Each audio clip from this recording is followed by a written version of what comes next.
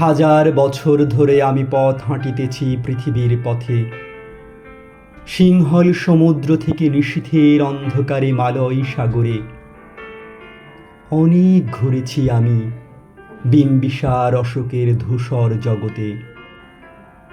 সেখানে ছিলাম আমি আরো দূর অন্ধকারে বিদর্ভ নগরে। আমি ক্লান্ত প্রাণ এক, চারিদিকে জীবনের সমুদ্র সফেন। আমারে দুদণ্ড শান্তি দিয়েছিল নাটোরের বনলতা সেন। চুলতার কবেকার অন্ধকার বিদিশার নিশা, মুখতার শ্রাবস্তির কারুকার্য, অতি দূর সমুদ্রের পর হাল ভেঙে যে নাবিক হারায়েছে দিশা। সবুজ ঘাসের দেশ যখন সে চোখে দেখে দারুচিনি দ্বীপের ভিতর, তেমনি দেখেছি তারে অন্ধকারে। বলেছে সে, এতদিন কোথায় ছিলেন?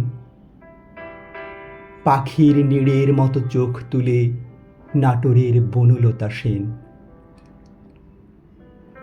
সমস্ত দিনের শেষে শিশিরের শব্দের মতন সন্ধ্যা আসে, ডানার রৌদ্রের গন্ধ মুছে ফেলে চিল।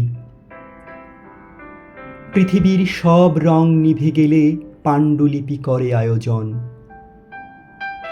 তখন গল্পের তরে জোনাকির রঙে ঝিলমিল। সব পাখি ঘরে আসে, সব নদী ফুরায় এ জীবনের সব লেনদেন।